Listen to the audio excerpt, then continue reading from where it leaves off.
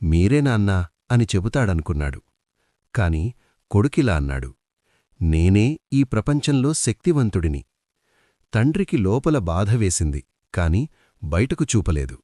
మరో అరగంటపాటు వేరే విషయాలు మాట్లాడారు. తరువాత తండ్రి మళ్ళీ అడిగాడు, అంటే నిజంగానే నువ్వే శక్తివంతుడని అనుకుంటున్నావా? కొడుకు నవ్వి అన్నాడు, కాదు నాన్నా, మీరే శక్తివంతుడు. తండ్రికి ఆశ్చర్యంగా అనిపించింది.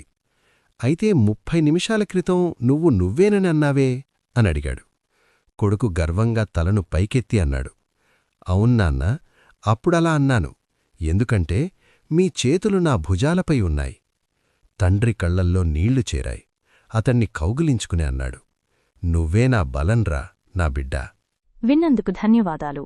దయచేసి ఛానల్కు సబ్స్క్రైబ్ చేసుకోండి. మీ స్నేహితులతో షేర్ చేసుకోండి మరియు మీ అభిప్రాయాన్ని కామెంట్ చేయండి.